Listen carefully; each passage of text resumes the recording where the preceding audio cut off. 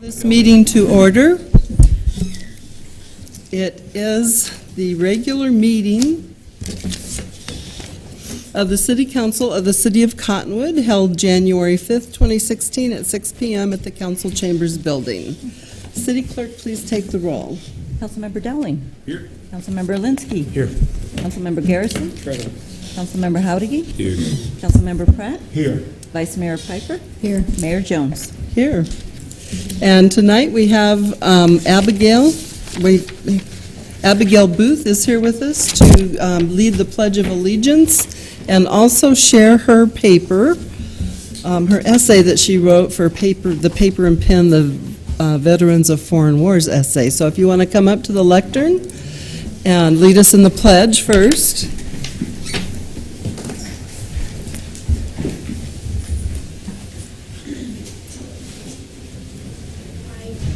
Allegiance to the flag of the United States of America and to the republic for which it stands, one nation, under God, indivisible, with liberty and justice for all.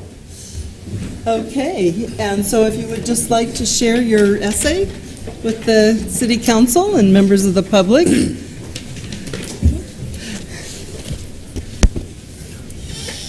Freedom is defined as the quality or state of being free, as the absence of necessity, coercion, or constraint in choice or action, liberation from slavery or restraint, or from the power of another, and the quality or state of being exempt and released, usually from something onerous.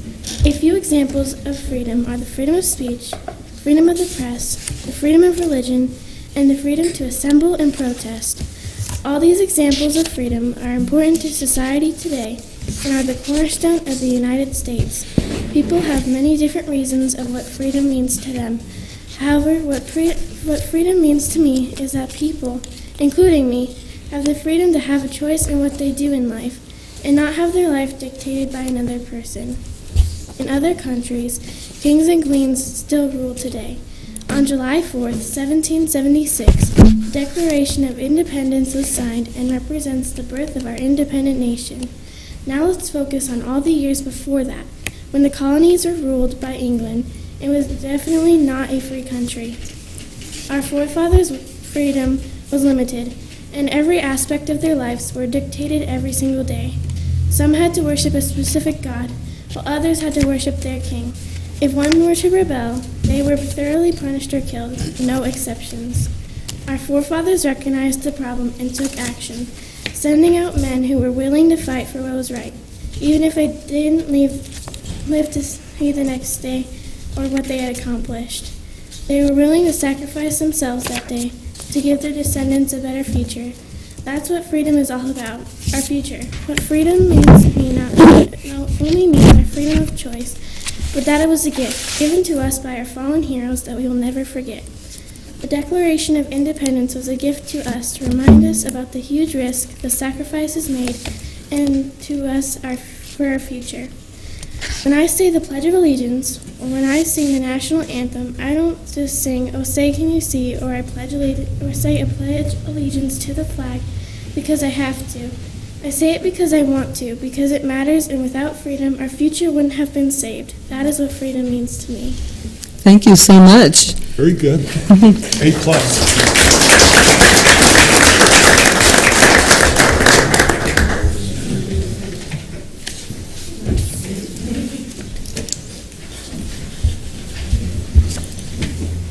So on behalf of my colleagues on the City Council, we would like to give you this certificate if you want to turn around. And thank you very much.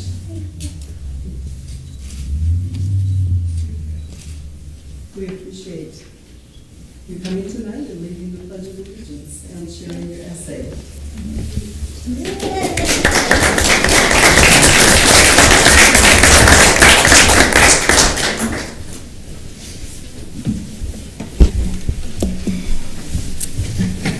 Okay, our next item is brief summary of current events by the mayor, city council, and/or city manager.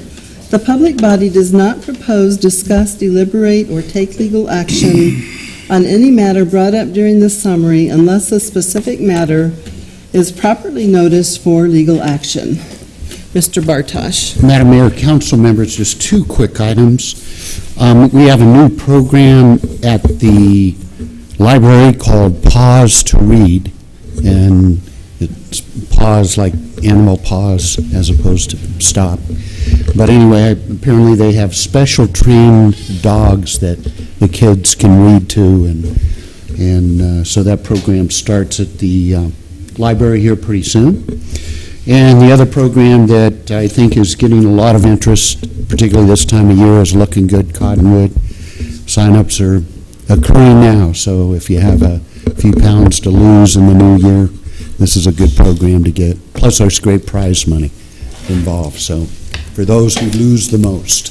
Okay, so let's see, the deadlines was like January 4th, but they're still taking applicants? Yeah, I think they'll still Kind of a little take bit them. late. Okay, so if anybody wants to be in this program, just go to the rec center, Looking Good Cottonwood, and Richard will sign you up, or assign someone to us to sign you up.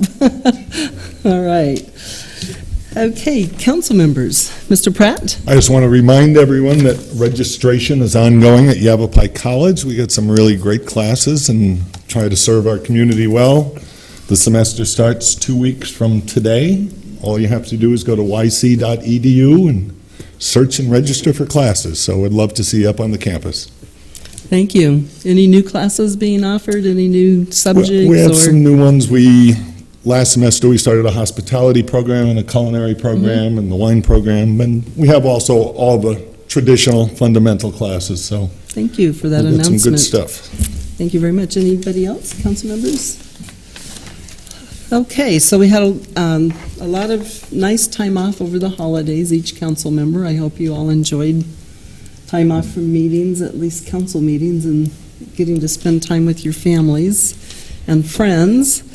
I've been attending a lot of police and fire pension board meetings, alternate fire meetings, and I don't know, police 2 or 3 times we've met in the past month or two, and also the fire board meetings. So we've been just kind of wrapping up our year with those different duties that we have. And then also Kyla retired, so her last day was the 31st, I guess, the end of the month in December. So Mary Jacobson is taking her place and has been very, very helpful.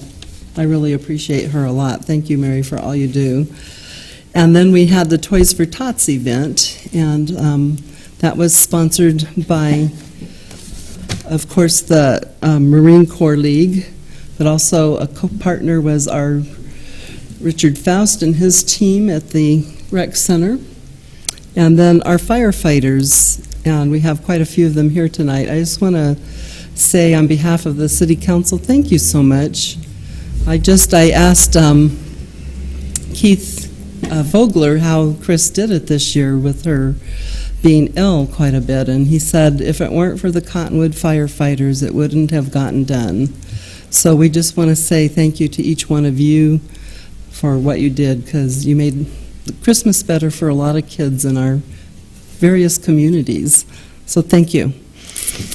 Okay. Clap for our firefighters. And also, I attended the Modified Motorcycle Association's Verde Valley chapter rally, and that was on January 1st, and they raised $1,240 for the Verde Valley Military Service Park. So got a little bit of extra funds for them. And we just had the groundbreaking. Oh, yeah, how could we forget that? We just broke ground. Most of the council was there. We just broke ground for the new water reclamation plant in Riverfront Park. So that should be done in about 18 months, and we're going to have plenty of water to water the grass for our children and adults and families, but I think a lot of about our children using those parks for ball games and such, and it's not going to be such a struggle to keep the grass green for them. So that's going to be pretty cool. Have green parks in Arizona. That's going to be nice. Okay, anybody else?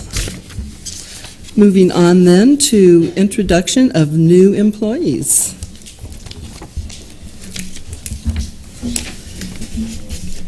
Marie?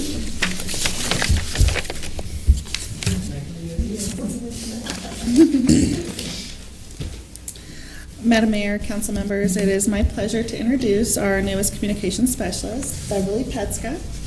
She joined the Cottonwood Police Department on December 8th of 2015, and she comes to Cottonwood with close to 20 years of public safety communications experience. For the last about 16 years, she worked for the Sedona Fire District, and she wore a number of hats there, including training and supervising. She was literally the last woman standing at Sedona Fire Comm Center, and she had the honor of sending the final tones from the alarm room before handing the reins over to Cottonwood Public Safety Communications Center. Prior to her career with Sedona Fire, she worked for the Camp Verde Marshal's Office doing police, fire, and EMS for about 2 years, and she did about a year with the Santa Fe Police Department, City Police in New Mexico. So she's got a lot of public safety experience that she brings with her. She was raised in North Dakota, and she's lived in Phoenix, Tombstone, Las Vegas, Santa Fe, Orlando, Jacksonville, and Atlanta. Just tried it all out. She now resides in Camp Verde, where she shares her home with 6 horses, 6 dogs, some chickens, and some cats. She has 4 children. One of them here tonight, Sierra. She works as an assistant manager for a local Payless store. Amber lives in California, has her own drafting business. She has a daughter, Lara, who's a BS in business management and medical sciences, and she's a trainer for retired cow horses. And her son, Blaze, is a conductor for BNSF Railroad. She enjoys horseback riding and sewing and handcrafts and hiking. As a matter of fact, she hiked halfway down the Grand Canyon during a rainstorm with a friend, which turned into snow. And she and her friend came across a mom and 2 children dressed in summer clothes, and her and her friend helped carry the children back up the canyon. Her greatest talent is being able to see the big picture, assess the needs, and have them ready when needed, and it's a talent that has served her well throughout her public safety communications career, to be sure. When I asked her what she likes best about Cottonwood, she says it's just the right size. It's big enough to have everything you need and small enough to still care about its people. We're very excited to have Beverly on our team. I've known her for quite a while, and I've always admired her work and work ethic and experience, and look forward to the achievements that she'll bring to the city of Cottonwood. Thank you. It's a pleasure to be here. Thank you. I enjoy working with Marie and the rest of the crew, and it's a good center to work in. Great. We're happy to have you. Very important function in the city. Any questions for Beverly? Any questions, council members? Just welcome. Thank you. Thank you. Thank you very much for introducing her. I'm going to leave because I have to get up early and be at work tomorrow. I understand. I understand. Okay, proclamations. We're proclaiming April 1st, 2016 as Laugh-a-thon Day. Uh-oh. We should have done that next. Part of the job. Bye. Okay. Do you want us to do yours next? Are you going to have to leave? We could do it quick. So that we're going to go ahead and skip up to Employee of the Quarter, John Westbrook, firefighter, paramedic. If we could have the chief come up quick and before we lose everyone else to an emergency. All right, look at this. Madam Mayor, Council, it's my privilege tonight to present to you the winner of the Employee of the Fourth Quarter of 2015, firefighter paramedic John Westbrook, who is being represented here tonight by Henry, the fire safety clown, his alter ego. Well, we'll get to it. Anyway, the reason John was nominated for this award was because as a member of the Verde Valley LASS, which is the Life and Fire Safety Committee, it's a subcommittee. That's a subcommittee of the Verde Valley Fire Chiefs, of which Cottonwood participates, as well as all the other fire and EMS agencies in the Verde Valley. They have one of the subcommittees is the Life and Fire Safety Committee. John is a representative from Cottonwood Fire Department on that committee, but what John did to kind of set himself apart is one of the things we had seen over the last few years is the committee, the participation had been dropping off. It had been tougher to get people together. When John came aboard with us here a couple of years ago, he had been real involved with fire and life safety education as Henry, I believe, or Squirt at that time. He had a different name, where he was at up in the Flagstaff area. But he came in and got involved with the LAFS committee here, and with some of the things that went on, he became appointed as the president of the LAFS committee. With that, he got a lot more participation of all the other fire agencies involved. We found that we were very involved, but not all the agencies were. But once again, now it's a very vibrant group. They're doing 2 programs a year, a spring program and a fall program in all of our schools, not just in Cottonwood, but through the whole Verde Valley, Sedona area. John was also instrumental in them getting a $6,000 grant to purchase a trailer, which was good because that saved money from the Fire Chiefs Association, which meant they didn't have to come back to the individual agencies and do that. So that was a big boon for us to get that and to get that trailer. Overall, the impact to the city is certainly because of John's efforts.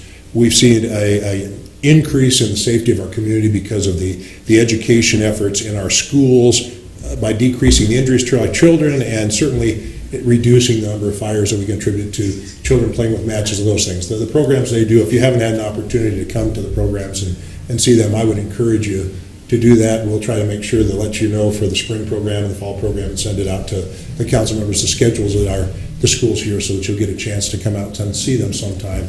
It's quite interesting, as you can well imagine, but It is, I've been to them. They target their audience. The participation of the kids is amazing. John's done just a great job with it and has really helped, again, keep that program from falling apart, for one thing, but really has taken it to another level. So for that, he was nominated for Employee of the Quarter, and he won. All right. You won there, Henry. Do you want to say anything? I don't know.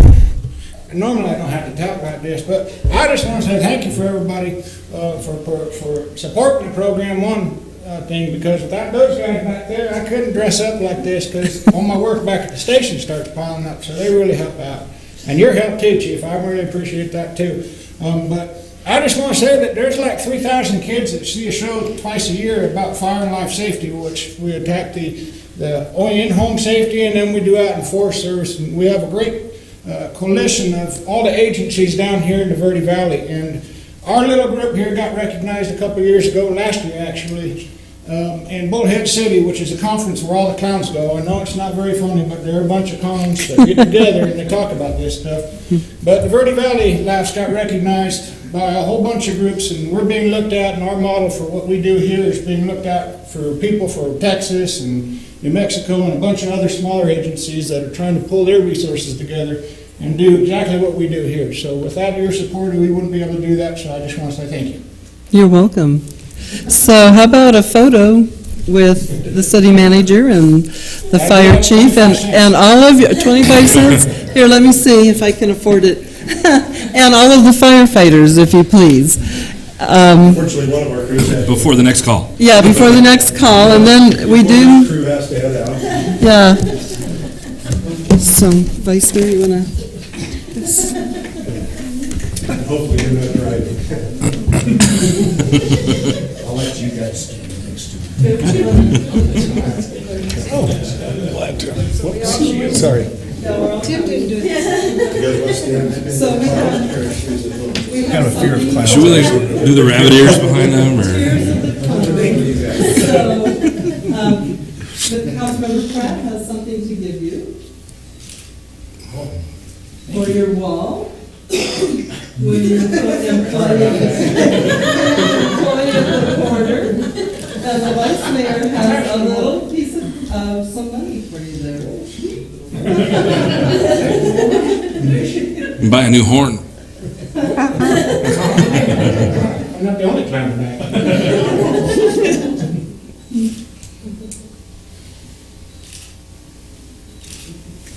Thank you. Thank you very much. Congratulations.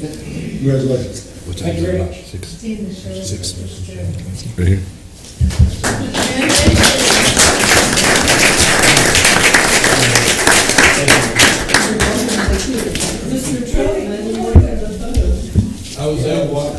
locking the door, Madam Mayor. Oh, okay.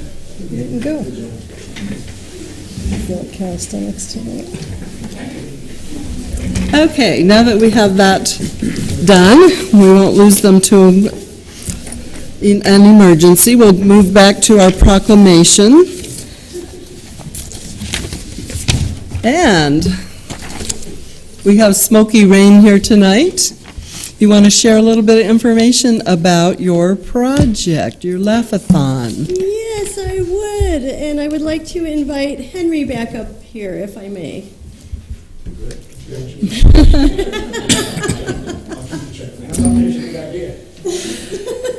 She likes other clowns a lot. You can get closer. Well, I don't bite, but I'm not sure about you. Okay. All right. Excuse me, I've been excuse me, a little bit sick today. I think I got the bird flu, but I'll be okay. It's okay, Henry. But that does remind me of a question that I have for you, and it's a very serious question. So everybody can put their thinking cap on and help me out with this. Why did the duck cross the road?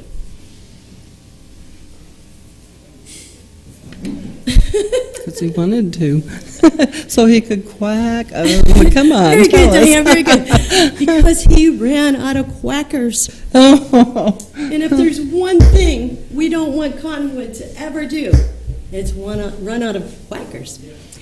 And it was really wonderful that Henry was up here first and all his achievements were just recognized, because he is living proof of the power of laughter and happiness and how it can affect the community.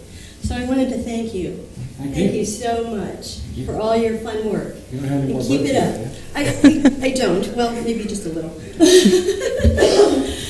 So I really appreciate being here tonight, and I appreciate the opportunity to make history with the City of Cottonwood and to make a laughter and happiness proclamation.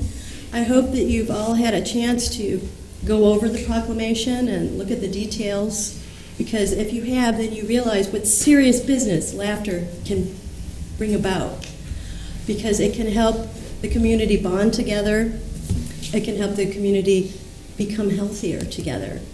And it's also, happiness and laughter also have the ability to help us create and problem solve above everything else. So in pursuing this proclamation, we can do things like address occupational health. Occupational stress is responsible for 90% of people walking into their doctor's offices today. And there's so many things that we can do, and this is just the beginning. So in this proclamation, we discuss several things, and some of the things that we discuss right off the bat is the Declaration of Independence, which states that we are endowed with the unalienable, if I could speak, that would help, unalienable rights. Among these are life, liberty, and the pursuit of happiness. And it was wonderful hearing Abigail's speech tonight, because she really kind of brought home the ideal of sacrificing to make things better for the future. But is it really a sacrifice if we're bringing people together in a spirit of happiness and joy and cooperation? I think it becomes something other than a sacrifice. I think it becomes an inspiration. And I actually had the wonderful opportunity today to interview Mr. Robert E. Quinn, who some of you might know is a leadership expert who's written 18 books, and on January 1st was just featured in Forbes magazine for his latest book. And he really brought home the ideal of even one-celled organisms cooperating with each other. If they can do it, we can too.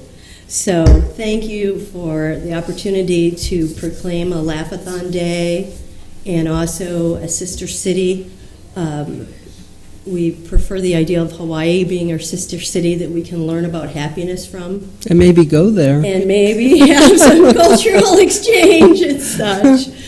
So, but, you know, I've had the honor to work in hospitals across the country and in many other venues performing comedy, and just even standing at the grocery store with my fellow citizens to generate laughter. And there's nothing like the power of laughter and happiness to bond us together and help us to work together.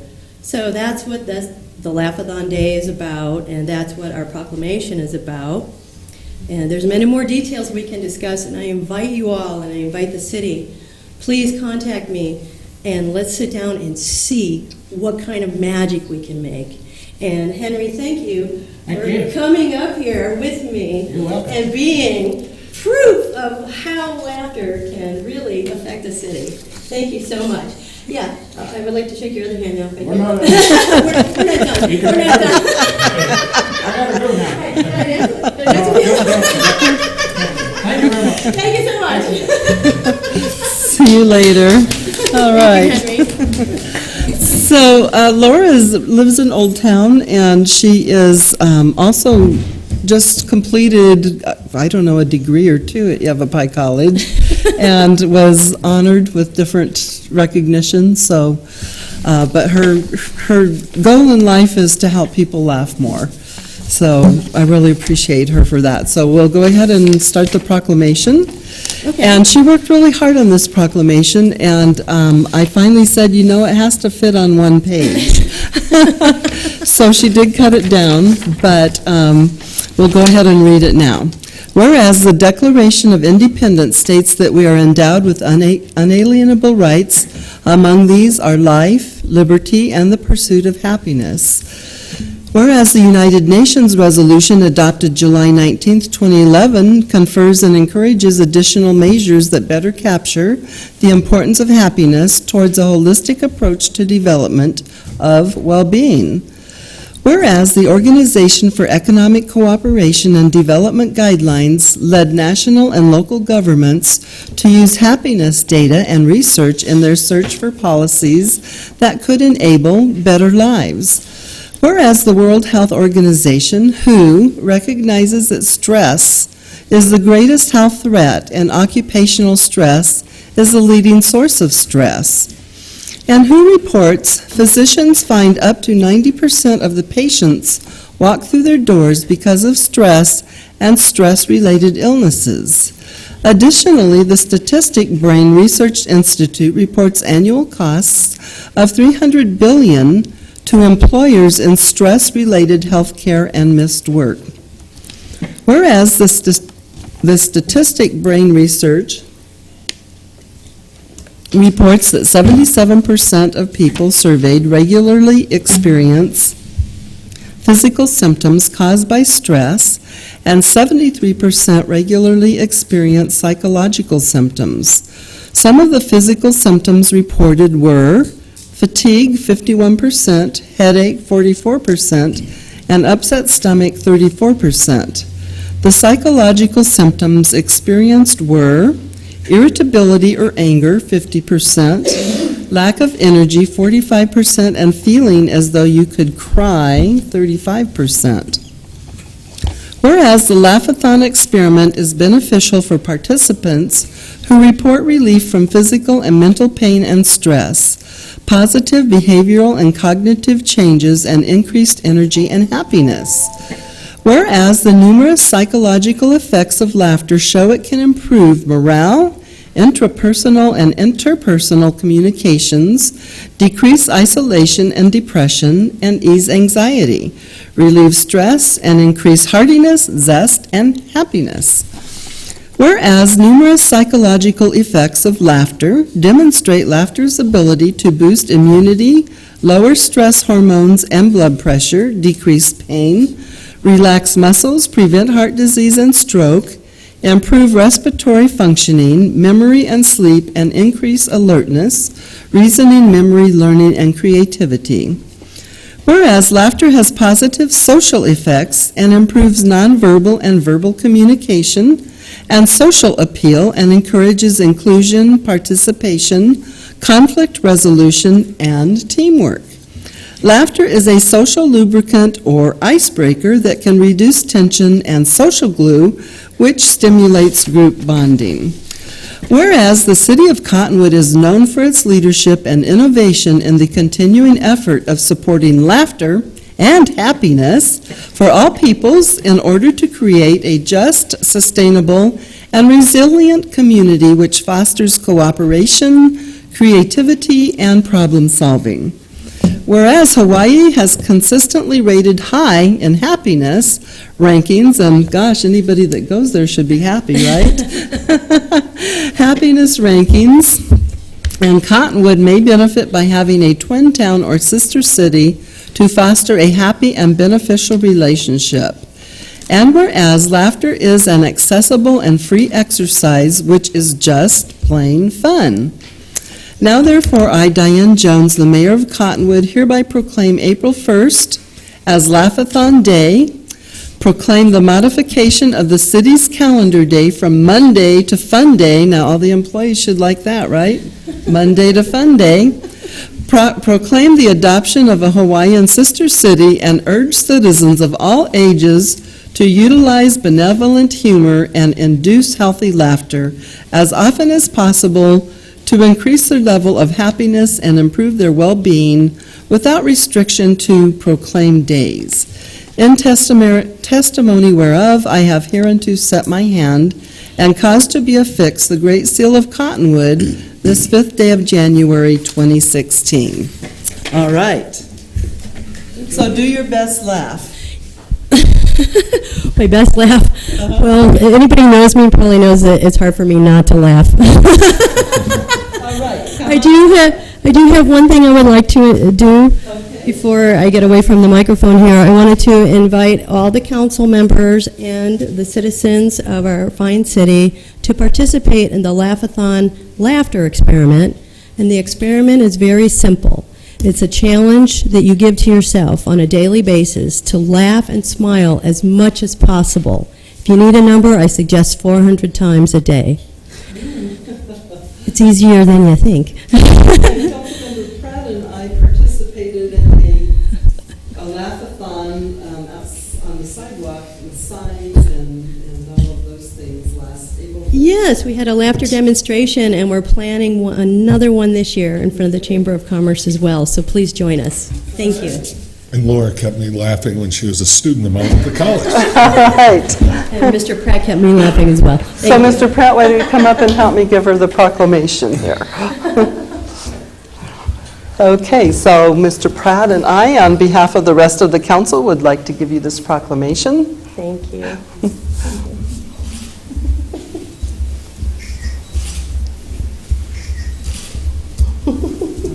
Let's have a good laugh. Congratulations. Can we try it? Just try it with me on the count of 3. Ready? 1, 2, 3.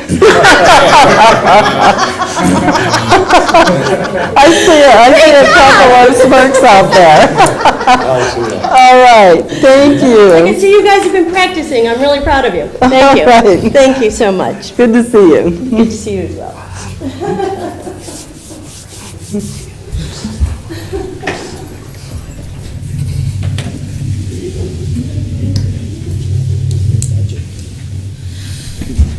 Okay, moving on to the next item. Awards. The next award is Employee Yielding Effective Safety Award, Jeff Cook, Purchasing Agent. Madam Mayor, council members, as you'll recall, this is our safety program where we encourage employees to report safety issues around the city. And we had several employees report, and based on a random drawing of all those who reported, Jeff was the one who was selected to be recognized as the EYES employee this month. So with that, I'll present Jeff. Congratulations, Jeff. We hear all kinds of great things about you and your work, so it's great you're watching out for the citizens of the area. Mine was actually a pothole. I have to give credit to my daughter. We're driving to school, and she's like, "Dad, what's that bump we hit in the road every day?" And I thought, hey. And I reported it and got pulled, so. All right. Well, congratulations. So we do have an award for you. Want to hand that out? And Jesse?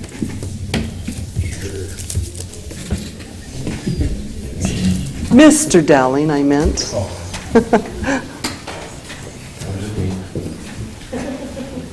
Rudy, you should be up here. No, you're doing a good job. Have them both at once, or? Oh, first do the plaque. See if it's safe enough to handle both of them.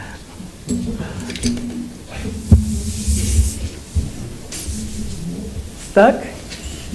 Happens once in a while.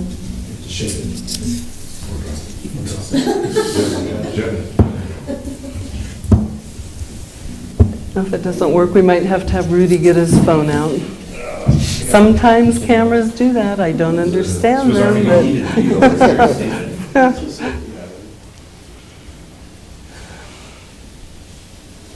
right, 1, 2, 3. All right, let me get it back up. 1, 2, 3. Awesome. Thank you. And then a check. You get the goods. All right. You get to go to a little shopping trip for winning the award of the quarter for safety. Awesome, thank you. Congratulations.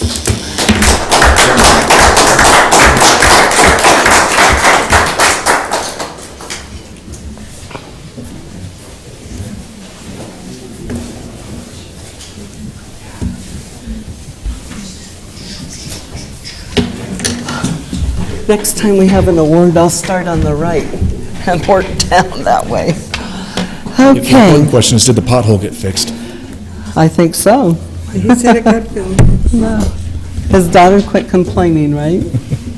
Okay, so next we have the minutes.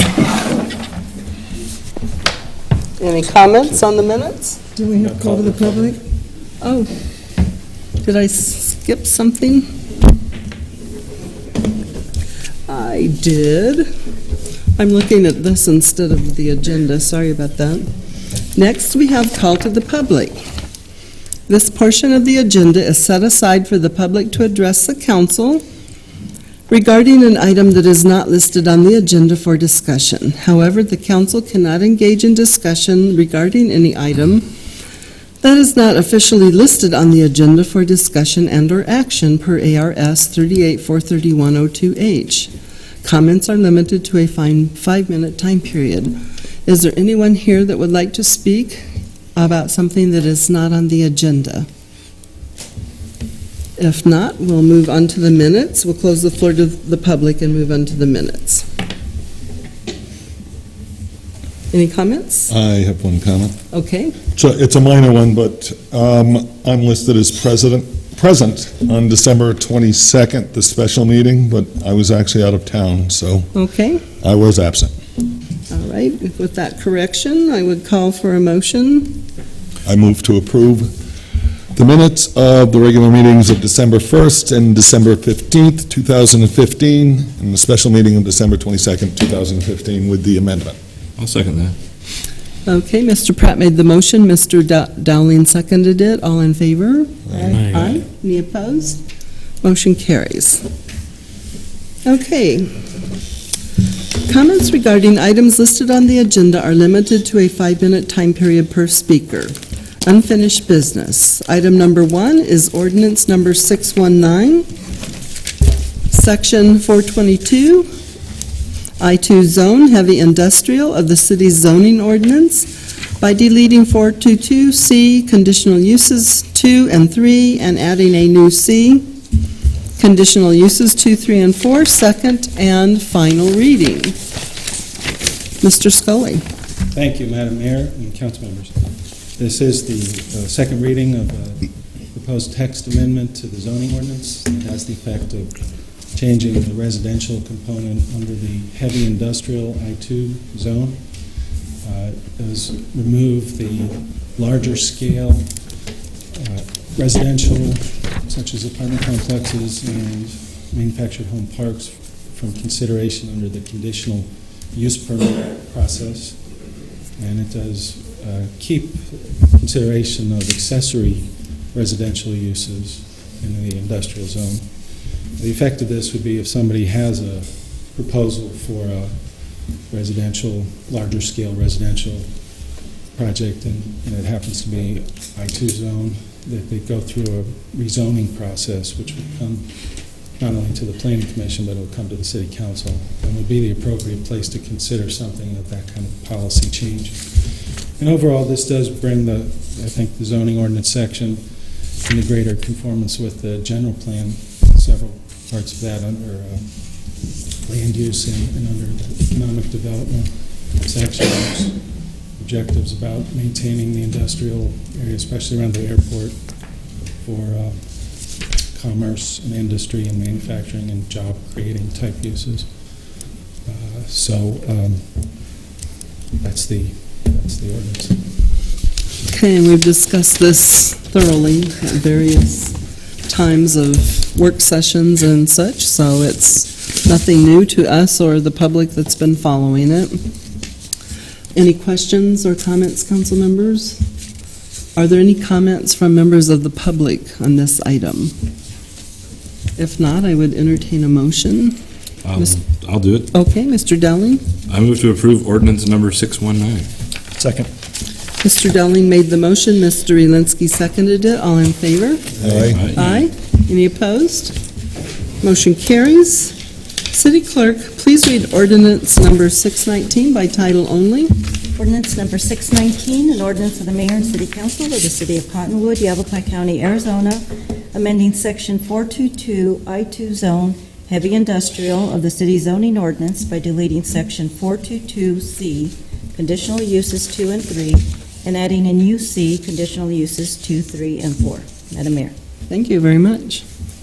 Consent agenda. The following items are considered to be routine and non-controversial by the council and will be approved by one motion.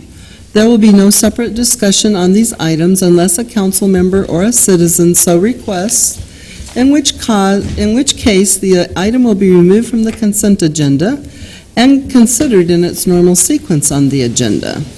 I would like to remove item number 4 from the agenda, and I would entertain a motion for would anybody else like to remove an item? Would anyone from the public like to remove an item from the consent?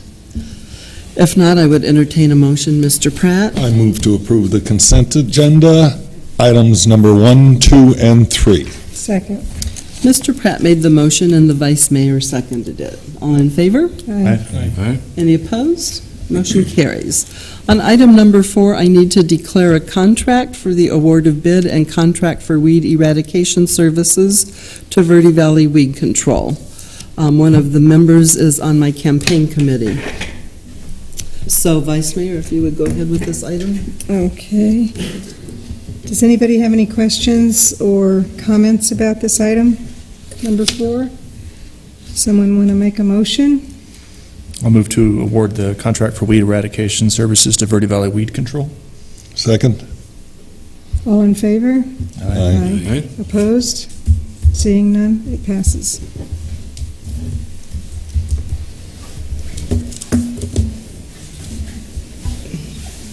I also requested that the city clerk prepare the document for your signature. Okay. Thank you. Okay, the next item is new business. The following items are for council discussion, consideration, and possible legal action. Item number 1 is public hearing regarding amending the city's municipal water and wastewater system rates, fees, and charges. Madam Mayor and Council, if you'll just indulge me for just a minute while I hook up for the presentation.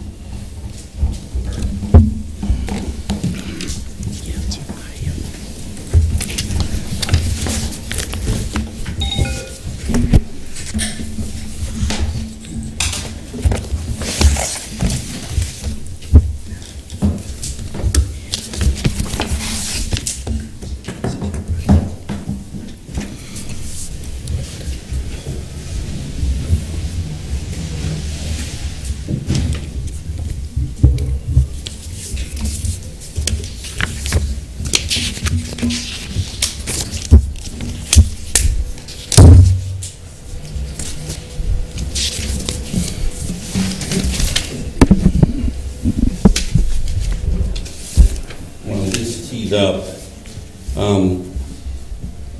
As per council's directive, we have the water rate coming to, water and wastewater rates coming to our city council every year. We do an analysis this year, as we did last year. It's not a full-blown fiscal report.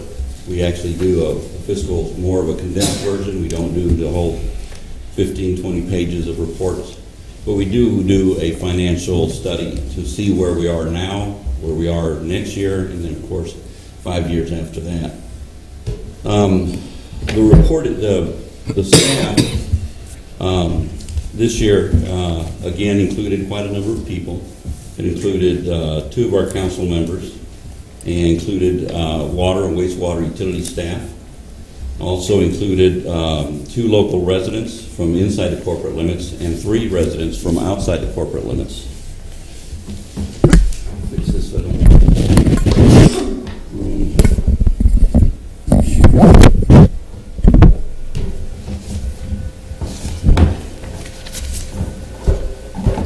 Is that your little surface making that noise? It's projectors. I'm banging on it. It's a projector. Oh, okay. Oh, the buzzing sound, it's the overhead. Okay.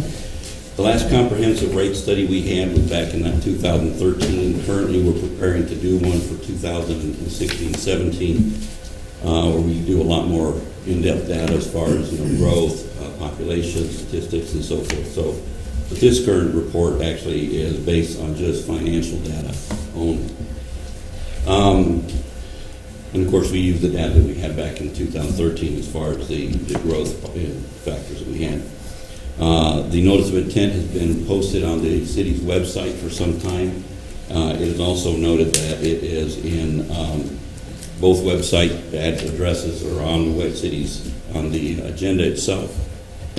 They have been up there since we actually came to council and asked for permission to go ahead and put those things and go out for a notice of intent. The group was very. It was a little bit different group this year than it had been in past years. There was a lot of questioning. We had one new member that was very inquisitive, and we had another member that was very vocal. And she was very supportive of the program. She actually was very helpful to her. It was Chris Vogler, was very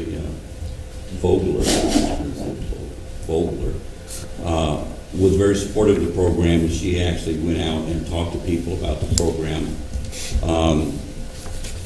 We had 3 from the county, 2 from the city, and then of course city staff and a couple of council members.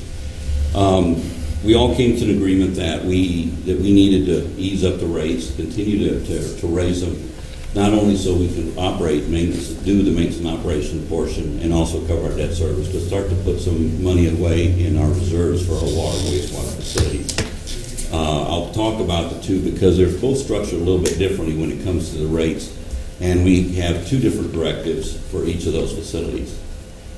So if you don't mind, I'll try to get into this if I can get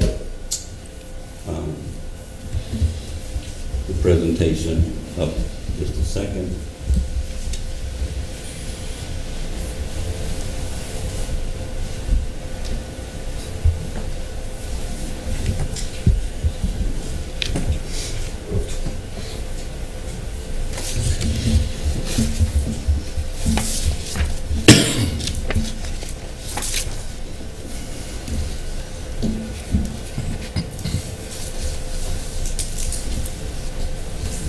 For some reason it's not connecting.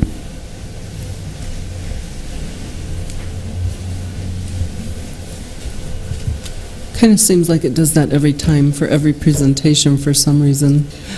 It's not just you.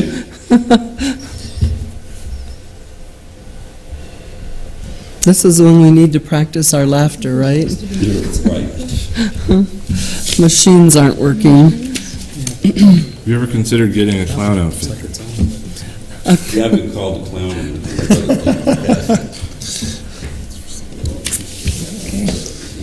Yeah.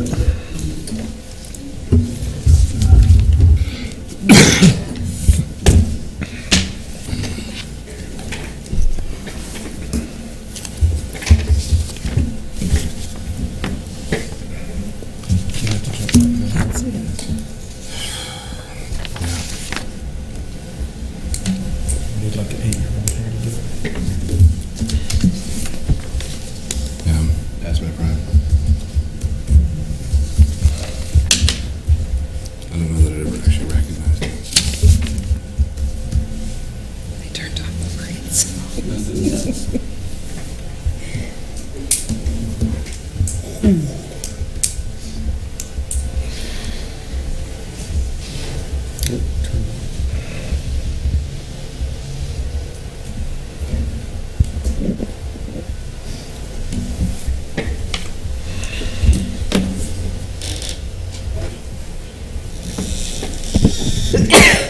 Excuse me.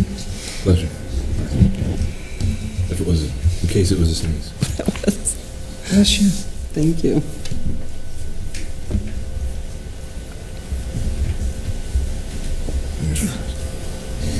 Life on screen. One down. The other one turned over.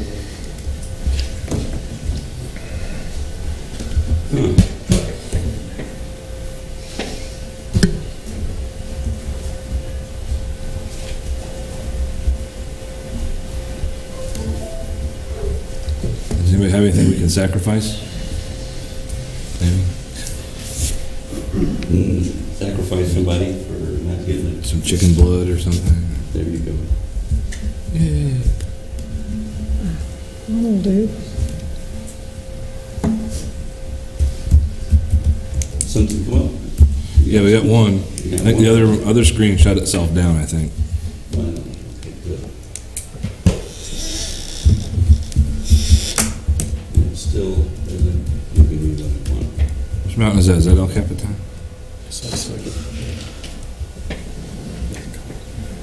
It's trying. There you go. I'm gonna do something. It's a It's one of the big ones. right, but it's up. Okay. That people camp on the face of. It's not for me.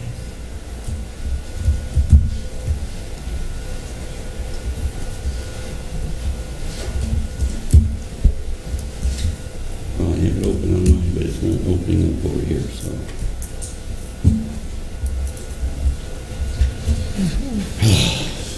Voila. Yes. This is a fairly long slide. It's 35 slides, and I apologize. I know that the council has seen this, and some of our public has already seen some of this. And the only reason we go through this exercise, or not the only reason, but one of the reasons we go through this exercise is for those people that are unaware of how we acquired the companies, how we started the wastewater facilities, and then we go into the financial data. So bear with me as we move along with the presentation.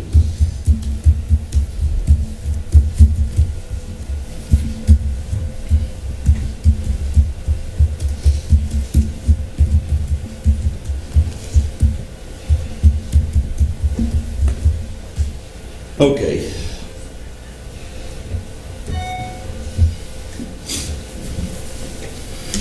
How did we get into the water business? The water companies approached us to acquire them. You know, there was always a question how this all transpired. And during the refinance this last year of the 2004 bonds, we actually were able to find some affidavits and acquire the affidavits of the water companies coming to us and them approaching the city of Cottonwood to acquire these companies. So that kind of settled that matter. So the water companies approached us to acquire them. One of the biggest things, of course, is the arsenic standards were looming at that time. We had no idea how much it was going to cost. It was an unproven technology. Of course, now here we are down the road, 12 years since we bought that company. Our arsenic systems have been running for well over a year and a half or 2 years fully.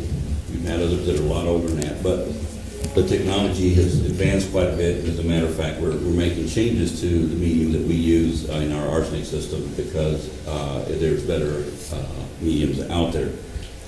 So they came to us because that was one of their biggest things. Another reason that we made an effort to acquire one because they had annual outages and warnings to conserve. And as you may recall, it's the next bullet point after that is because the systems were in very ill repair and leaking like sieves. Main valves had not been exercised and plotted. That's one of the first things we did when we acquired the water companies. And we found over 300 valves that had not been mapped and meters were not functioning properly. And as a matter of fact, occasionally we still find meters that need to get replaced, and we do replace them when we do find them. The systems are intertwined between the city and the county. And of course, as most cities, they want to preserve their future. The city of Cottonwood is no different. We wanted to preserve our future, especially when it came to water. And that was to protect our citizens. 2004, of October of 2004, we floated an MPC bond for $13,580,000 we acquired Cordis Lakes. Clemenceau and Verde Santa Fe. The Clemenceau has been decommissioned since we've started to tie all these together. In January of 2006, we floated another MPC bond, $23,965,000 to acquire Cottonwood Waterworks, and we did a purchase agreement with Clarkdale because part of the system was in the town of Clarkdale, and today we still have them on our books, and we are responsible for their coverage as well as their debt service payment. If they don't pay it, we have to cover it. In 2009, April, we acquired the Spring Creek Water Company. That was paid through reserves that we had.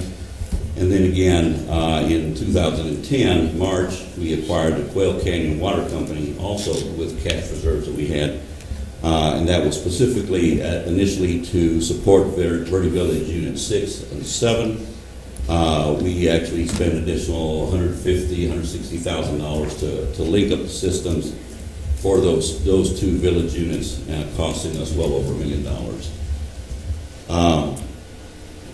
And to know, for those who don't know, the 2004 bonds were refinanced this last year. They still will be paid on the same cycle in July 1st, 2029. And the 2006 bond, currently, we're looking to refinance it this coming year. We have begun work. As a matter of fact, we got a note saying that mid-month in February, we will be meeting with the Water Infrastructure Finance Authority of Arizona, and hoping that they will go ahead and allow us to refinance the 2006 through a WIFA loan.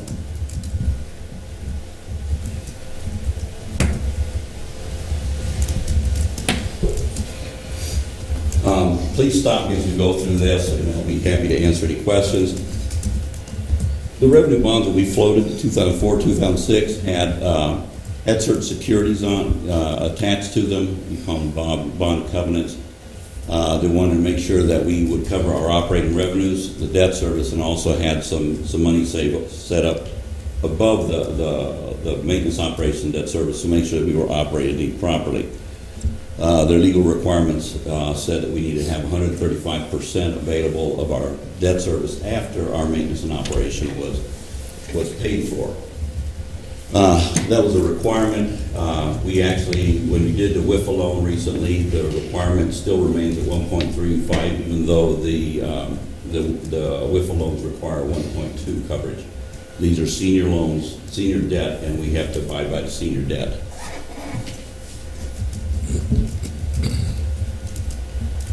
Since the city of Cottonwood has took over the water company, one of the things that was very high on our priority was conservation. Over the years, we changed the rate structure. We added an additional rate structure in 2013 when we did our first increase after 10 years of not increasing rates.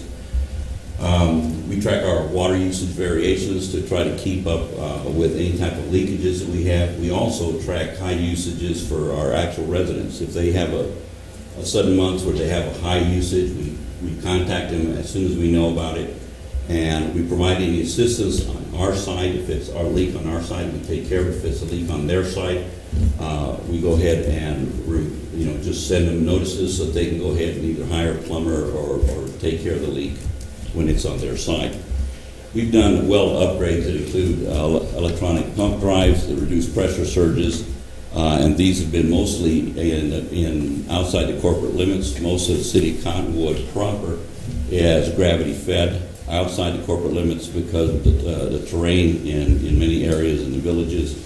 We actually have to go to electronic pump drives, and that helps us from having what they call a water hammer, where sudden spikes and such. The variable speed pumps that we have actually keep the water fairly constant from variations.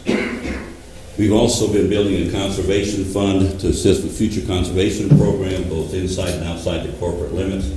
We meet with kids on a regular basis for conservation purposes. The water company supports such things as the SciTech Festival and a lot of the other events that we have here locally by handing out water bottles and literature to make sure that people are conserving. We also annually have been doing a video contest with the local high schools trying to encourage water conservation, and that has been very, very successful. We also provide leak detection tablets for any customer that would like to have one, and these are usually used in the reservoir on your toilets. And if there's any leaks, it will go into a bowl, and then you need to take care of it. And it can be very costly if they're not taken care of. The city of Cottonwood also believes very, very strongly in taking care of their business. We've been very good stewards. We acquired 2 additional companies, which are the Spring Creek and the Quail Canyon. Without any bonding. We used about some of our reserves that we had at the time. We decommissioned the Clemenceau system, which I mentioned just a little while ago, due to its inefficiency. As we interconnect the systems to make sure that we have proper backup and redundancy, we were able to disconnect the Clemenceau system. We increased our storage capacity by nearly 1 million gallons, and we improved capacity in most of our wells by using additional pumps and boosters. We've increased our fire flows by adding fire hydrants over the years, 10 inside the corporate limits, 16 outside the corporate limits. We now have a portable generator available to back up for any of the county wells. All the wells inside the corporate limits currently have electrical backup. The portable generator is available both for the inside as well as the corporate outside the corporate limits, but mostly outside the corporate limits. We've laid about 7,200 linear feet of pole pipe in Old Town. It was one of our areas, and we still continue to work on that area. We also added 46 new valves. Arsenic treatment systems are all fully compliant. And we've reduced our water loss on the system from 45 to 11%. Savings to the system. Initially, we were saving over $300,000 by maintaining our own arsenic in-house. We acquired the system about 1.5 years ago, saved about $1.5 million in the process by not leasing them out to term and then actually buying them. We bought them up front. We were available, and we will be done paying for those in 3 years. We moved storage tanks to more strategic locations rather than purchasing new ones. We basically got a house mover that moved some big tanks to strategic locations to make sure we could gravity feed Cottonwood. We have brought most of our engineering in-house. We do some specialty engineering and outside the city staff, and that's only because we are limited in how much expertise we have. And then, of course, secondly, we don't have a slew of engineers. We have a limited amount of engineers on staff.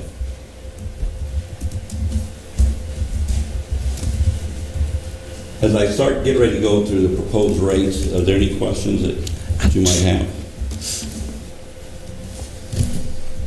Okay. You've all seen these particular rates up there, and they're kind of scary.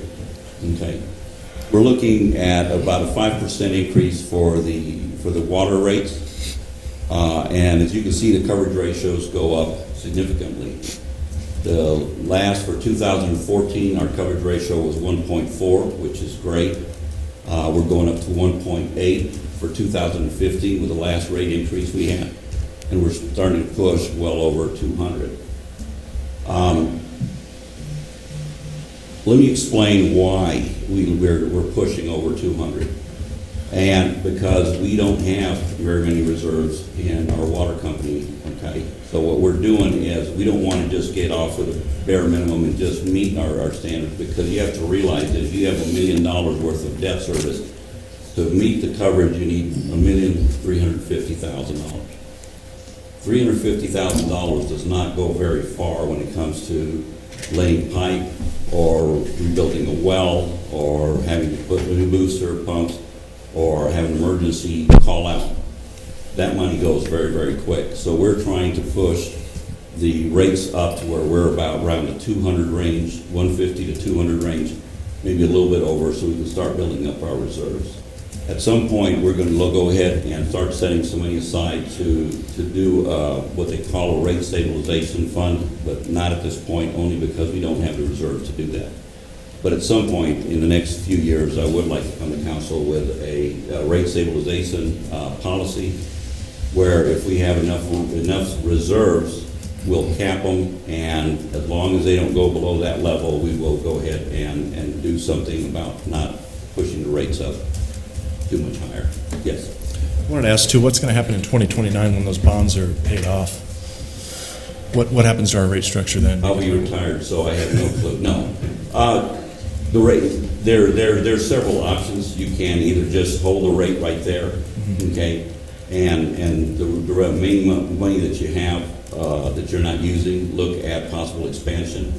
Or you can go ahead and lower the rates. That'll be up to whomever is doing those rate structures at that time. There's always a good chance, and this happens a lot, is just about the time you're getting ready to eliminate a bond, you end up taking on more debt. Right. And as we'll be discussing in the near future, the city of Cottonwood still has a lot of needs, between streets and water, and wastewater, and a lot of other projects. So I can't guarantee what's going to happen to it then, but I would assume if there's nothing on the works, there would be something. It would be some sort of either an adjustment downward. Mm-hmm. If there's something in the works, it may stay where it's at. It just seems like the amount of debt we might, accrue with the system, water and wastewater, wouldn't even come close to the amount of debt to purchase those systems initially. So it seems like we could at some point hope to, we wouldn't need to keep that same coverage ratio anymore after those bonds are retired. So, well, let's put it this way: we borrowed, let's say, $24 million in 2006, mm-hmm. and the term was 35 years. Chances are, if we borrow in the future, we don't want to go 35 years. Right. We'd like to go a lot less, which means we will probably still have the same debt load, but it'll be for a shorter term. I see.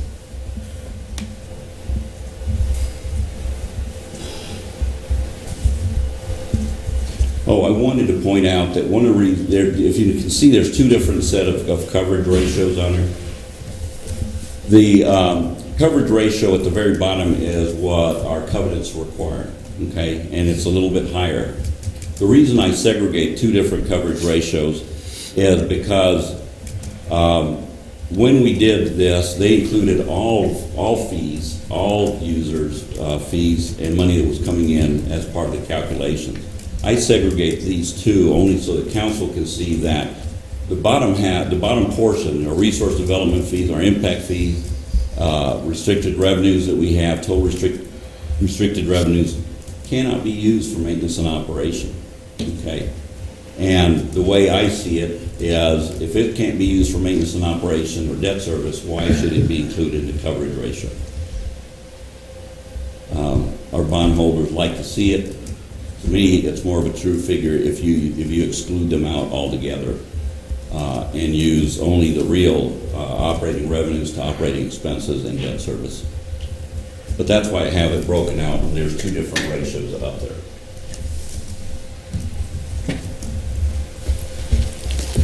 Want to point out what we've got in the works for the next few years through 2021. 2016, as you can see, I have $20.1 million, which is the refinance. For 2015, we have $10 million, which is the fee refinance we just did. But as you can see, for the next 5 years after that, we're looking at well over $1 million a year for repairs and maintenance. For capital improvements, excuse me. So obviously, it's not cheap to maintain the water system.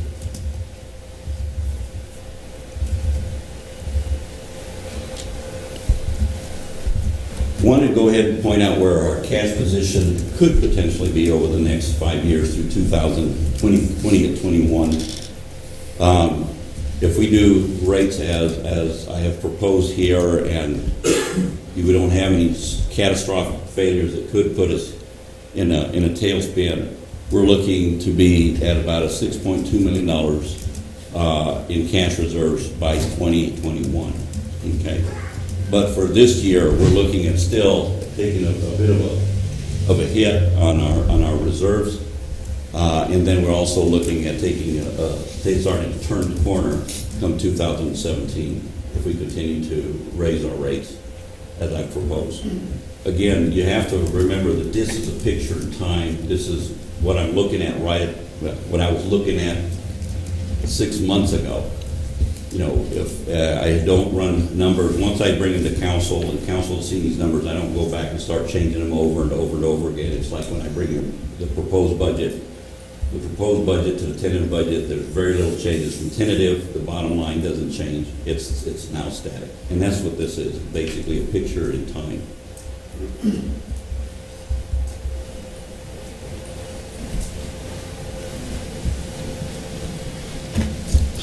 Let me see.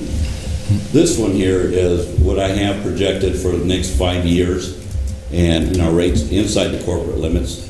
Currently, we're looking at rates for 2016 for a 5/8 inch line at 26 for a base, and then the rates are further down the road. As you can see, over the next 6 years, including 2016, that rate we're looking for it to go up approximately $5.31 over the next 5 years for the base. Usage, of course, also goes up, but that's more dependent on how much you're going to use. Keeping everything stable, we're looking at increasing those rates to actually about $1 or so a year for inside the corporate limits.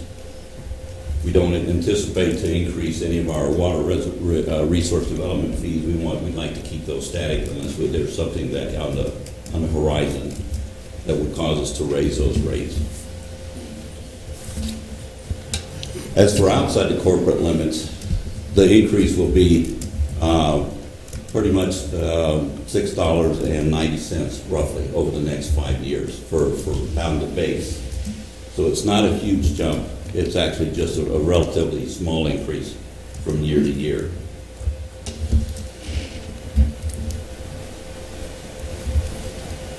Currently, we're looking at the differences between 2015 and 2016 proposed rates. Again, for inside the corporate limits, we're looking at $1.24 roughly increase on the base. And for the outside the corporate limits would be $1.61 or so about increase. One thing the committee did point out is the difference in the connection fees.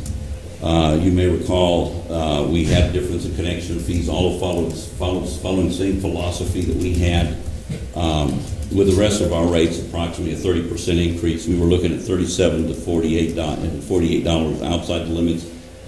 The committee recommended you should keep those rates the same. Unlike the monthly rates where we actually go out and have to read the meters and go through and read meters from one building to another, the connection rates are only fees that are charged once when it's actually connected. So there was no reason why there should be a difference in rate. But there once, you hook it up, and you're done. Where it does make a bit of a difference is when we have someone who doesn't pay on a regular basis, gets disconnected, and we're going to have to charge them. I guess we're going to get penalized enough by paying 2 or 3 times over the course of time. So there was a concession made with the committee to go ahead and stabilize those, to equalize those 2 fees.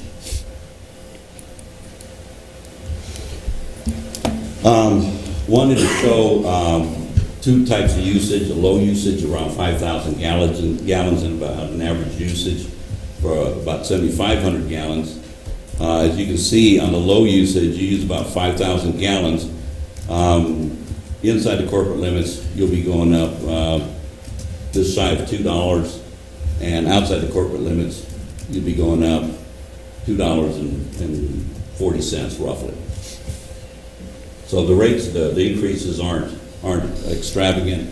On your 7,500 gallon, that also includes an additional tier, obviously, and that would go from 53 to 55.36. If you just use 7,500 gallons, and outside the corporate limits, it'd be $67 to $70.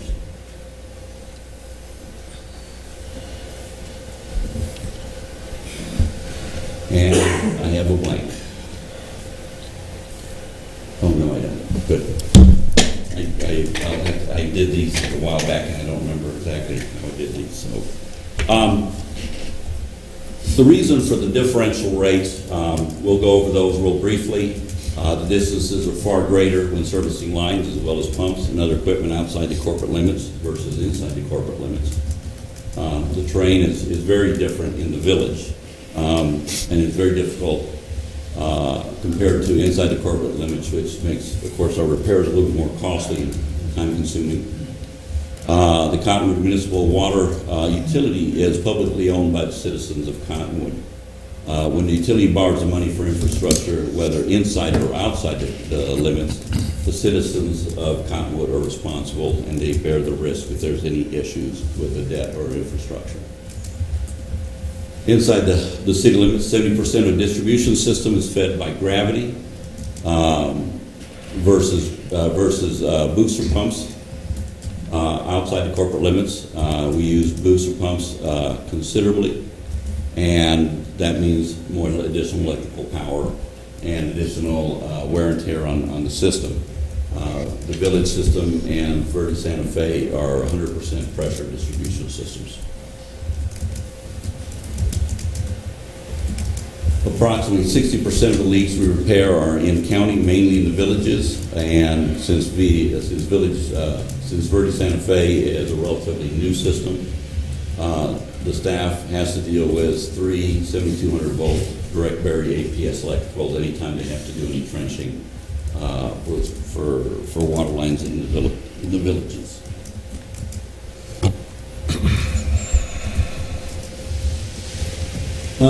The meters over in the villages are primarily in smaller, overgrown backyard easements, which makes it difficult to read. We have more small wells, 14 outside the corporate limits, as opposed to larger wells inside the limits, and they all have to be monitored, and regular maintenance has to be done regardless of whether they're small or large. There are 13 arsenic systems outside the city limits as opposed to 9 inside the corporate limits, and again, they need regular maintenance, whether they're small or large. The leak repair figures outside the city used to be higher until they invested in the new pumps and variable speed controllers, which we talked about, that keeps water hammers from happening. So that's helped out with the leakages that we have in the villages. The city of Cottonwood purchased Quail Canyon exclusively to serve Verde Village 6 and 7. The final cost was well over $1 million.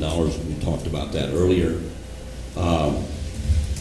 And it's not uncommon to see differential rates throughout privately owned or publicly owned companies. Any questions on the water part? Okay. I segregate the wastewater because, one, of course, there are 2 different utilities. but also because they have a different type of calculating a rate structure. And the council has given us direction that when it comes to the rate increases, that we should kind of smooth them rather than spike them, which causes us a bit of grief, but we will manage with it. And I'll explain to you why I mean by a bit of grief in just a second. First of all, getting into the wastewater business, the idea was started back in 1987. This was an all-new collection and treatment system. A 1-cent sales tax was created for the construction improvements and maintenance and operations of it. The initial rate was back then was $6.75, and there have been only 8 increases since its inception. The last increase was on January 1st, 2015.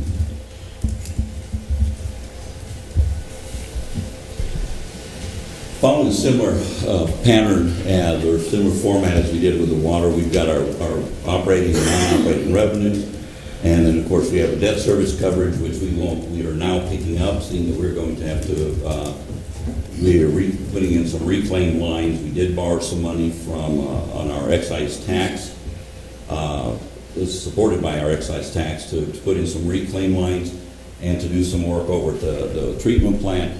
But that debt service won't show up till fiscal year 17, so it's not showing up on 16. Then from there on out, it'll be continuous until we actually extinguish that particular debt. You may look at it and you can realize that at your net total, we're not actually doing all too well. So one year we'll do well, the next year we'll suffer, next year we'll do well, the next year we'll suffer. So, and that's all because of the way, the smoothing pattern that we have.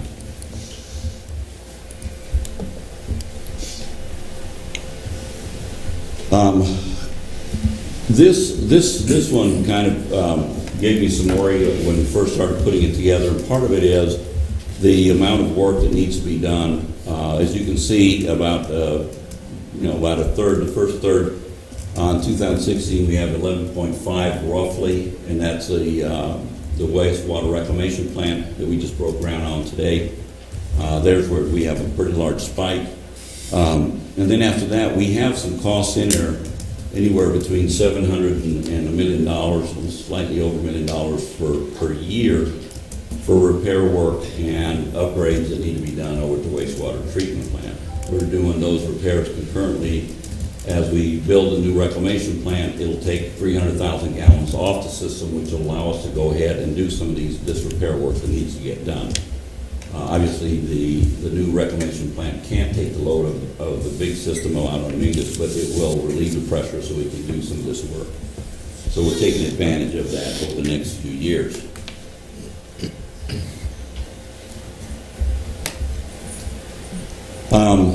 As we grow, I wanted, as I did in the water, I wanted to show the anticipated cash position over the next few years. Everything, again, it's a picture in time. If everything works out fine, by 2021, we'll have a whole $751 in cash. That's not very much, but we're at least in the black. And that also includes the amount of capital maintenance that's going to have to be done at the wastewater treatment plant. So even though we're pushing our rates up slightly, a lot of that money is going to upgrade the system because it needs some work and it needs to get done as soon as possible. So we're trying to push it all into this next 5 years.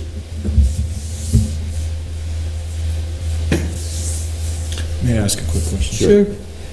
The equipment that we're going to need to remove pharmaceuticals in the new facility, is that budgeted in those figures that you have up there?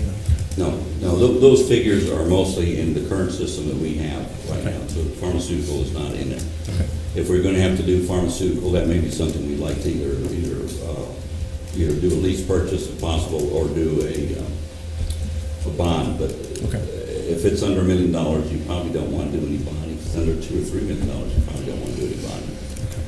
And if you do, then of course that's going to affect our rates the following year. I put this table up because this is the way we've been doing and continue to do our rate structure. We break each of the categories out If you look at your sewer bill, there are several charges on there. There's an administrative charge, a depreciation of equipment charge, maintenance and operation, and this year we also have a debt service charge if we approve the rates. And this is how we go ahead and calculate each and every year. I don't have the spreadsheets on here, but I do have a bunch of spreadsheets where we actually calculate year from year the different revenue streams that go out, that come in, and then all the different costs that are going out to calculate all the rates. So it's not as simple as figuring out your units out there and dividing it and coming up with a number. This is a little bit more complex.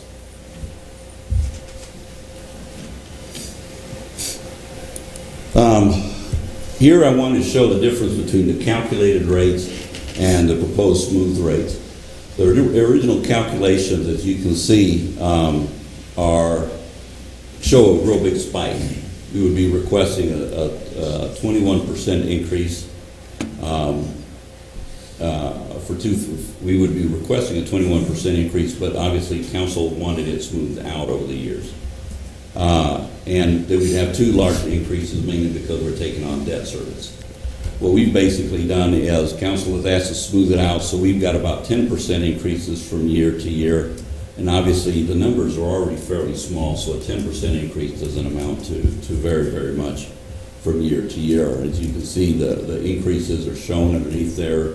For 2016, we're looking at $2.85 increase versus $6.27 increase. And for the following year, we're asking for a $3.30 increase versus a $10 increase because of debt service. Mind you, what this basically does is during these first few years that we need that money, we're probably going to scrimp and cut wherever we need to make sure that we do our capital projects and still not push the rates up too high, because obviously we're not going to have, we're not getting into the 21 or 29% increase that we should have in order to be able to pay for that. And as you can see, over the next 5 years, we'll be going from 29.15, which is what we are currently charging. We're looking at 52.35. That again, this is a picture in time with what we anticipate expenses are going to be like.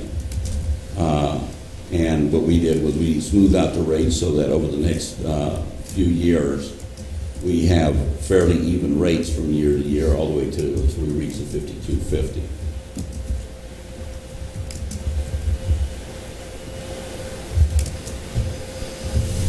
Let's see, our current rate is $29.15. We're looking at an increase to $32 even. That's an increase of $2.85 a month.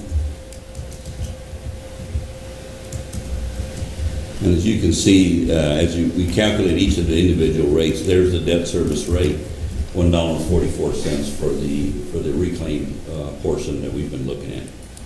And of course, some of the maintenance work, the upgrades that need to be done over at the wastewater treatment plant.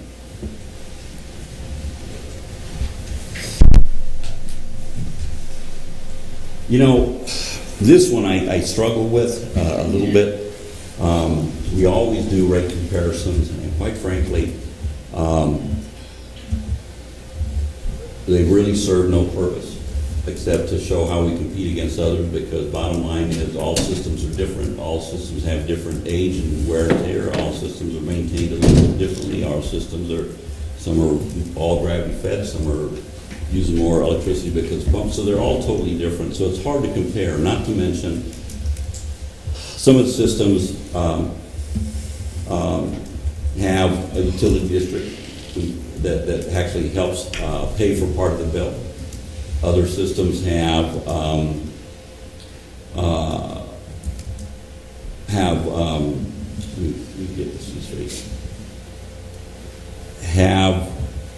are supplemented by general fund. Okay. Other systems, like I mentioned, were in ill repair, and I'm surprised they're still up and running. And then you have other systems that are struggling because they can't find water. So it's real hard to compare, to really do an apples to apples comparison. But I usually put it up there just so that you have an idea of what it looks like in northern Arizona as far as rates are concerned.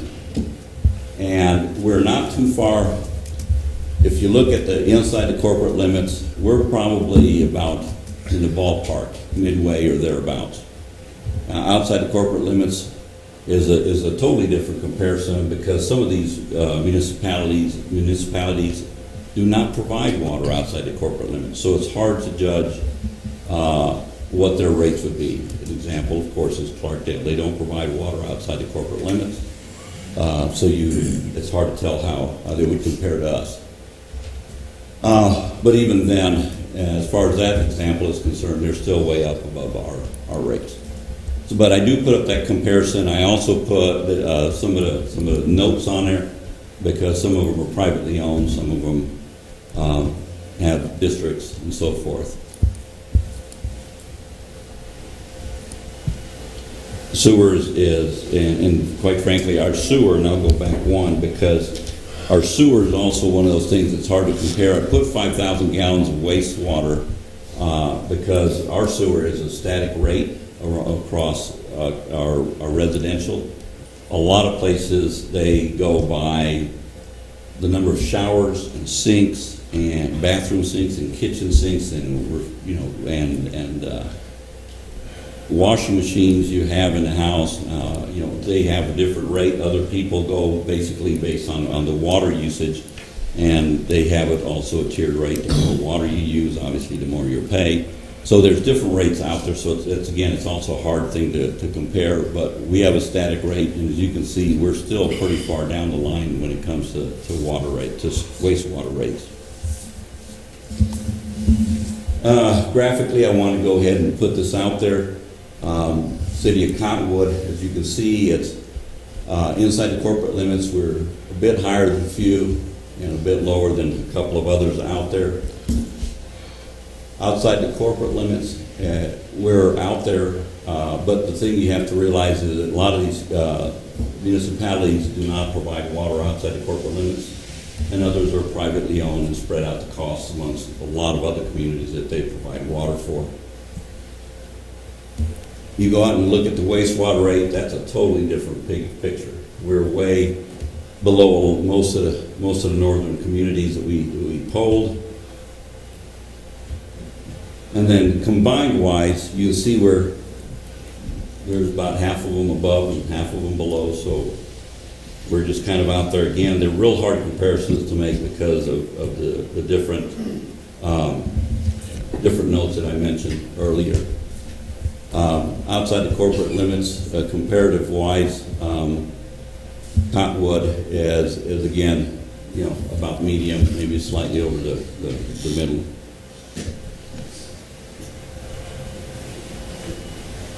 Let me see if this will work. Oh. Did it work? Didn't play, did it? It might be playing behind it. Huh? Maybe playing behind the slideshow in a separate browser. You think there's two screens up? Well,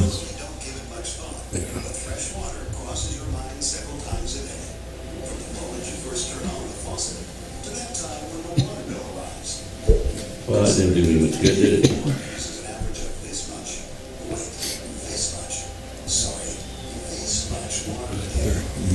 All right.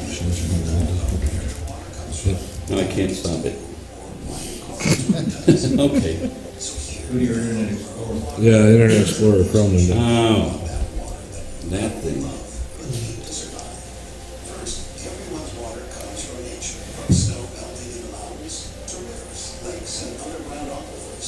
Oh, yeah, there's two windows there. Yep. Okay, now I don't have anything up there.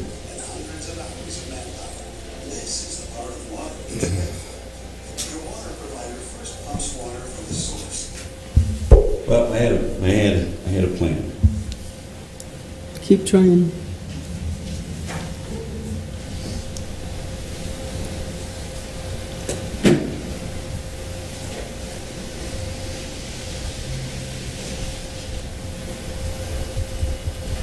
Did you select the Explorer button at the bottom?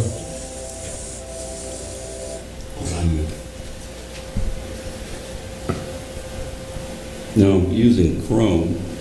Right. Okay, redo duplicating his desktop. Yeah. Or extending the desktop. So we have something. It's not even bringing up, they don't have an Explorer up there. Oh, yeah, I do. Let's see if it'll work then.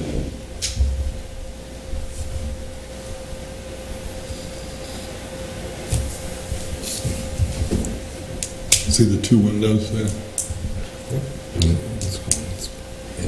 Oh, I see it, there it goes. It's probably the second one.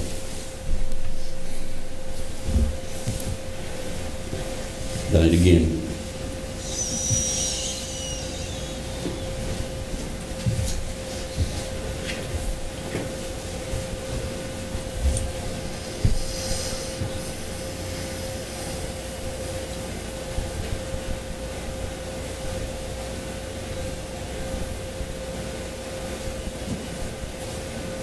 Okay, it's not doing any good.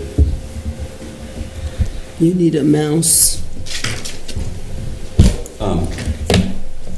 No, ma'am, I'm just not very good at this, I guess.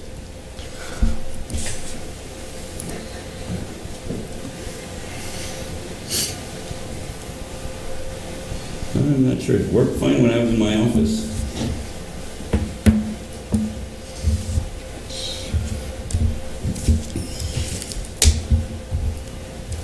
Huh. That's weird.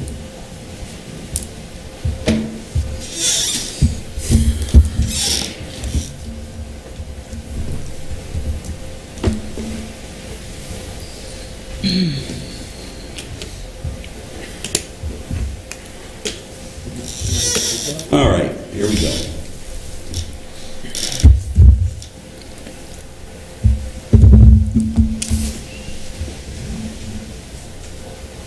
Okay, it doesn't want to do anything again.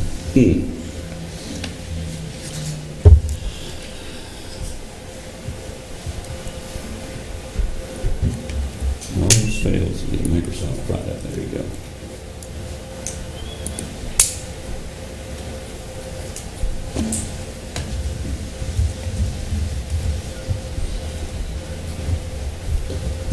Well,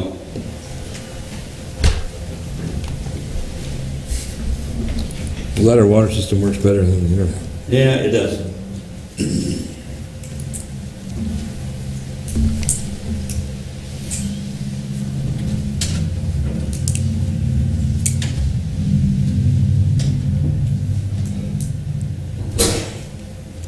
Bless you. Bless you.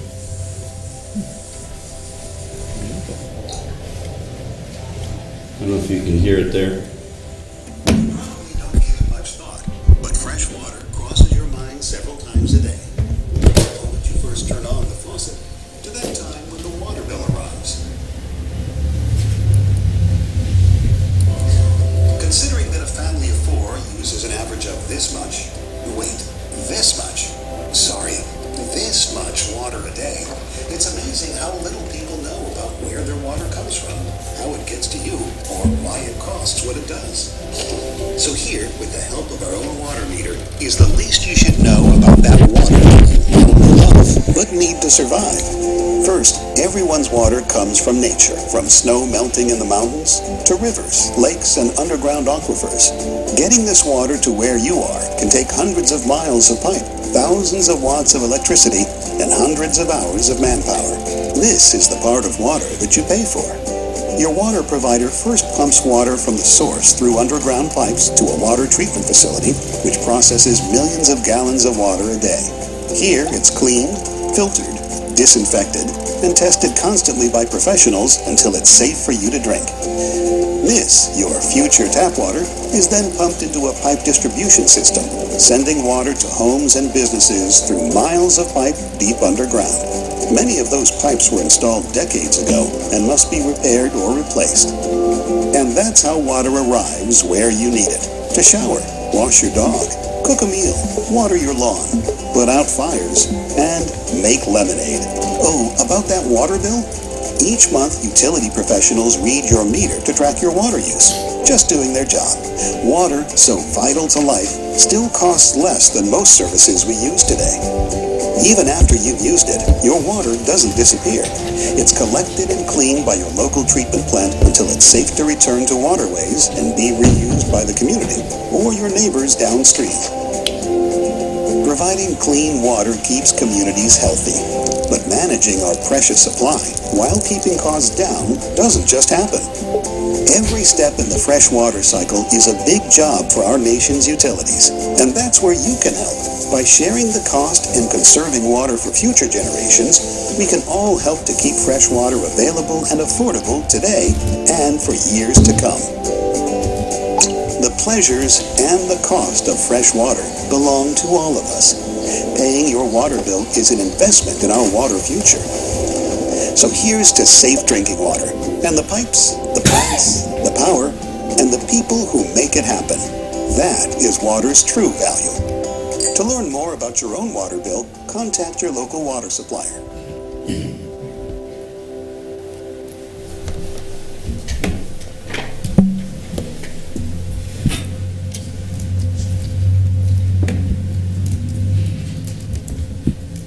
I wanted to go ahead and show that video because, you know, too many times we take things for granted.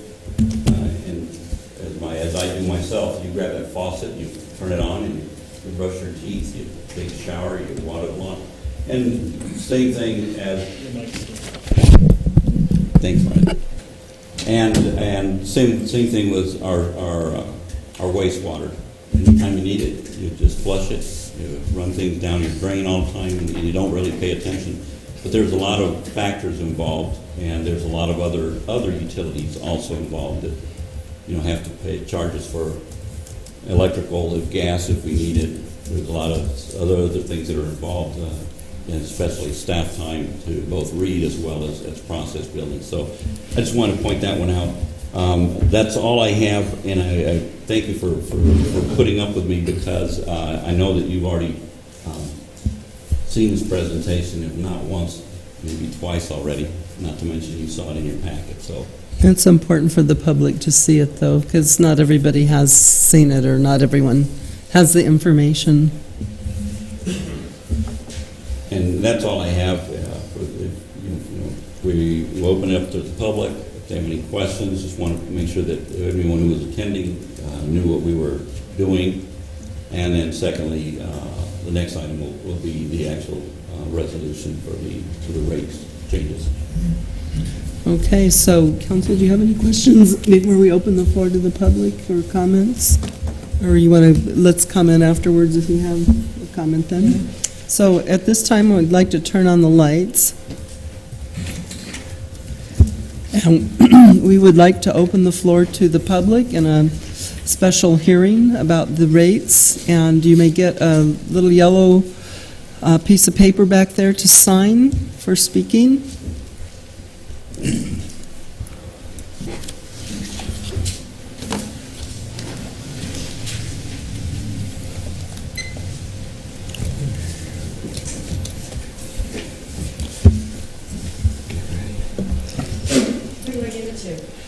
Just give it to Mr. Bartosh right there. Thank you.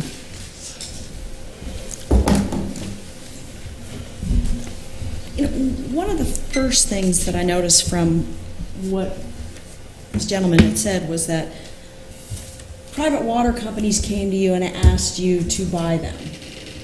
Did you ever ask or talk to any of the people who were affected? Who are the customers? Because you're raising the rates, and they have no right to vote, do they? You do know that is taxation without representation, right? Now, I also know that you're talking about it in very, very small amounts. It's only $2.90, but a lot of people have already faced significant increases over the years, number one. Number two, when you're paying the kind of salaries you are in the city of Cottonwood, yeah, $2.90 isn't a lot. But if you're the average citizen in Cottonwood who makes $20,900, a $2.90 increase is pretty dang significant. Now, I know you guys had people, consultants tell you that your salaries are good. I know we just hired a new police chief who we're going to be paying $115,000 a year, right? Plus Betty's, right? This gentleman is retired from the city of Scottsdale, right? So he's going to be getting a pension from Scottsdale taxpayers. Now, do you know who makes $95,000 a year? The governor of the state of Arizona. That's right. You've got people working at the city of Cottonwood who are making more than the governor. So my question to you would be is, when this consultant was hired, did you vet them? Who hired them? Who checked to see if any of the information that they gave you was correct? Because right now you've got people in the city of Cottonwood in the top positions who make more than the average software developer in the United States, more than the average chemical engineer, more than the average financial advisor, commodity trader, optometrist, economist, nuclear engineers. Yes, we have people working in the city of Cottonwood who are making more than a nuclear engineer. That's a little crazy to me. You want to know who makes about $130,000? Pharmacists, engineers, podiatrists, lawyers. That's right. The average attorney across the United States makes about $130,000. $130,000. Airline pilots. So my point to you today is you've got other places you need to be looking as far as cutting budgets and making your numbers work. Thank you. Thank you. Anybody else like to speak? If you would get a form filled out so that we have your name and contact for the record.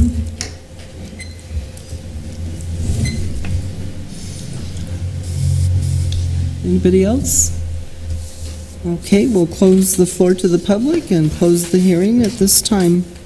Council, are there any comments that you would, I guess, okay, so for the hearing, is there anything you want to comment on? You're allowed to do that if you like. I guess I just want to throw in there that there are options, but I don't think anybody really wants to. I've been turning this over in my head, but it's one of those things where the option is that we just don't do any of it and let everybody do it on their own, but I don't really think anybody wants to go spend $5,000 on a septic tank and then drill their own well, and also it won't be allowed by ADQ because of the size of the lots and the property. But, you know, when I look at the consideration on that, that is the other option, but it's not exactly workable. So it's kind of an affliction we're stuck with in some way. We just have to manage it the best we can. Okay, so let me get back to that item. I'll make a couple comments too. I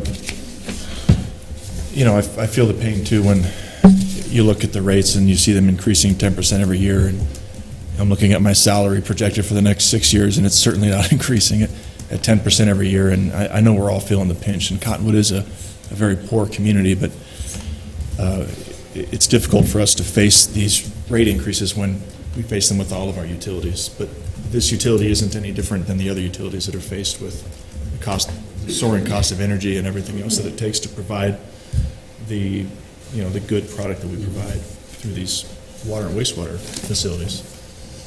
And I work a lot across the state, and I work in some communities where it's very common to turn the tap on and no water comes out. And it's, we're paying a lot of money for a good service. And so I think we do a good job at providing that quality service, and it does cost money to do that. I hope the committee, and I'm sure they did, looked at every possible way to cut back, on what we, on any way we can. But I would agree with Mr. Dowling. The alternatives are, it simply really aren't any alternatives that I can see. Mr. Pratt? Yeah, we also put a lot of responsibility on the consumer. I don't see the rates as being really prohibitive if you do not waste water. I like the fact that we have the tiered rates, and if you can afford to and you want to use that extra water, then you will pay for it. And I do like the fact that I was on the committee, that it was such a diverse committee. We met often.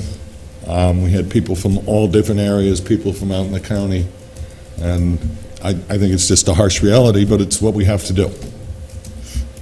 And I appreciate all your work, Mr. Rodriguez. You did an awful lot for this, and at times running the committee was like herding cats, but you did a good job.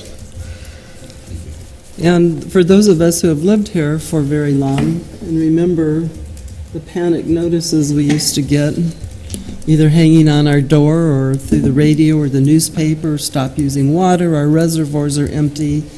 The city fathers of the day, and mothers, if you want to call them, were very worried about the reliability of water for the people.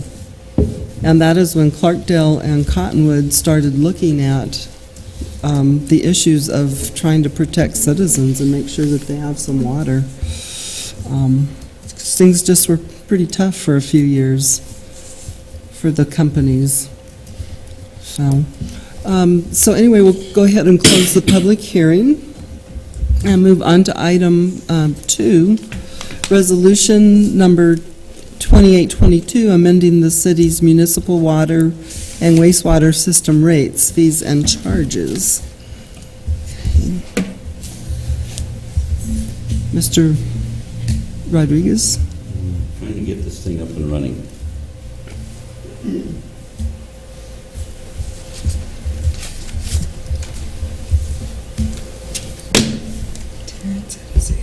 Oh, Terrence? No, I thought we were ready for a motion, but I didn't realize we were having another presentation here. In just a second again. All this fails to a computer.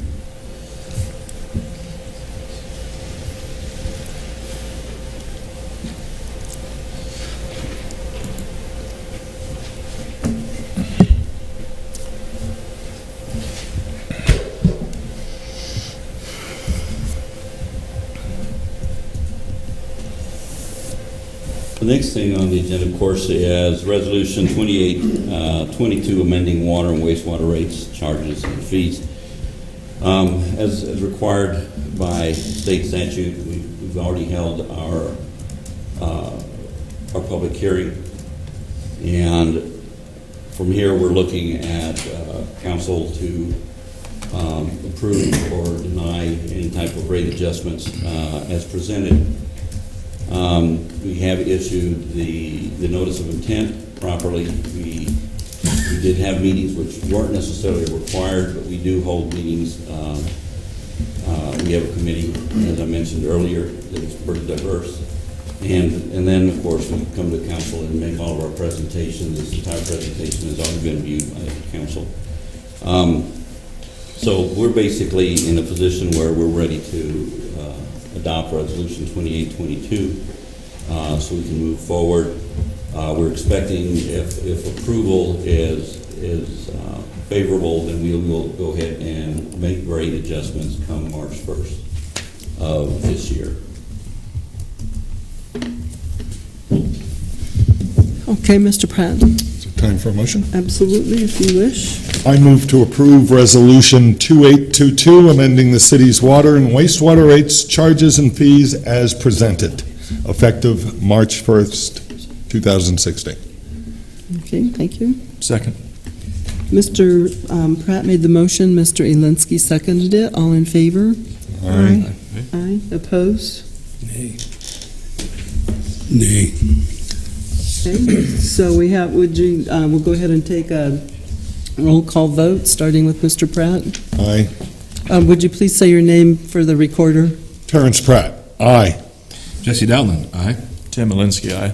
Diane Jones, aye. Karen Pfeiffer, aye. Randy Garrison, no. Ruben Howard, Okay. So, motion carries. City Clerk, please read resolution number 2822 by title only.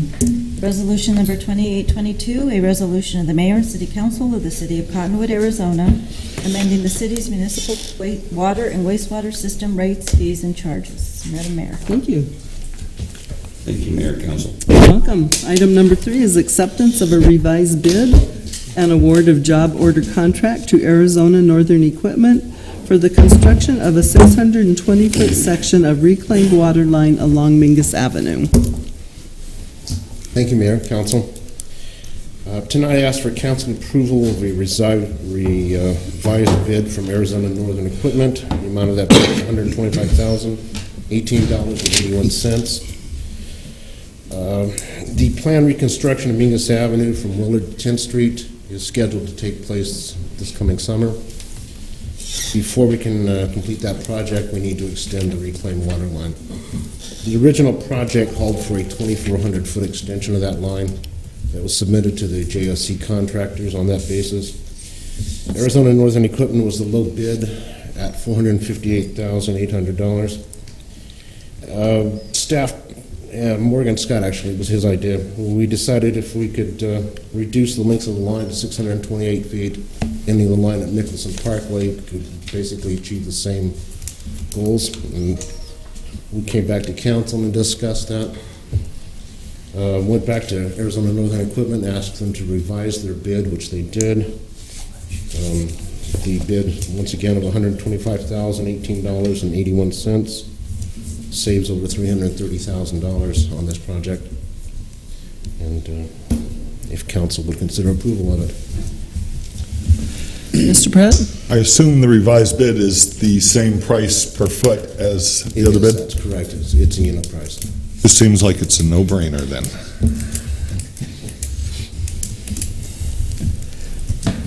Any other comments?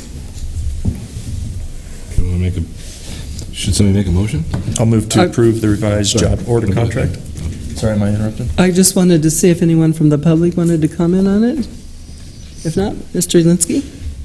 To approve the job order contract bid of $125,018.81 from Arizona Northern Equipment for the construction of approximately 620 linear foot of reclaimed water line along Mingus Avenue. Second. So Mr. Linsky made the motion, Mr. Pratt seconded it. All in favor? Aye. Any opposed? Motion carries. Thank you. All right. Work, Roger. Thank you. Item number 4, waiver of purchasing policy and approval for purchase of a UV disinfection system for the wastewater treatment plant.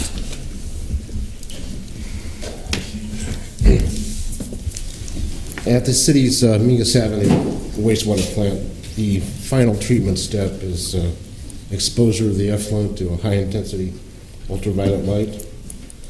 The system that accomplishes that was installed in the year 2000 and has been operating continuously since then. It's nearing the end of its life, to put it generously. 1/3 of the system is inoperable, and we're running the remaining 2/3 at 100% to try and make up for it. That, in turn, shortens the whatever's life is left in the system. This is a requirement for the operations permit of the plant, and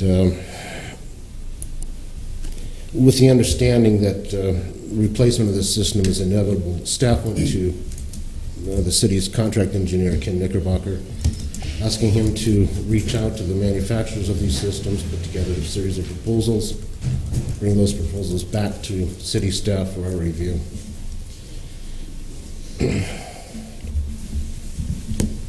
It is Ken's and staff's contention that the system produced by Wedeco, the Wedeco-Duron system, offers the lowest life cycle costs and the greatest energy efficiency. The cost of this system is $229,140. There will be an additional roughly $250,000 cost for construction, engineering, and installation of the system. That's not what we're talking about this evening. That's something I'll bring back to you at a future date. However, this is a critical component. If this system doesn't work, basically we're not producing reclaimed water. Our customers who rely on this reclaimed water suffer. There will be violations from the state, and it would be a very bad thing all the way around. So I'm asking council to consider allowing the purchase of this and the waiver of these standard purchasing procedures. We didn't put it in the local newspaper, we didn't do that sort of thing, but we went through our contract engineer. We got several bids. This appears to be the most likely candidate. Lowest operational cost, lowest maintenance costs, lowest energy usage. The UV system is the number 2 energy user up there. Energy costs of that plant are roughly $20,000 a month. The UV system probably accounts for between $3,000 and $4,000 per month of that cost. This system, based on the estimates, is less than $1,000 per month energy use. So there's savings right there. Anyway, council has any questions? Any questions? Sounds pretty necessary to me. I'm afraid so. Yeah, It's on its last leg. Any comments from the public? If not, I'd entertain a motion. I move to approve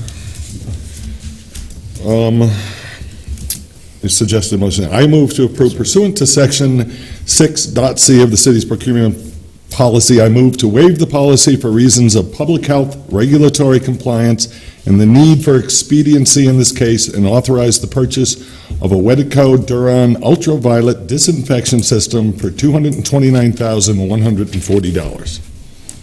Second. Mr. Pratt made the motion, the vice mayor seconded it. All in favor? Aye. Aye. Opposed? Motion carries. Okay, resolution number 2820, approval of an IGA for citywide flood control district, or for citywide funding for a citywide drainage study and master plan. Good evening, Madam Mayor and Council. Back in September, I came to you requesting a contract with Shepherd West Nisser to go ahead and do a drainage master plan update. At that time, we identified that the county had given us a $400,000 grant to do the project. We've looked at the schedule. It's not capable of being completed during the current fiscal year. So we've gone back to the county. They suggested we go ahead and do a revised IGA, which you have in front of you for $180,000 for the current fiscal year. And then the remaining money will be pushed forward to the following year to finish the project.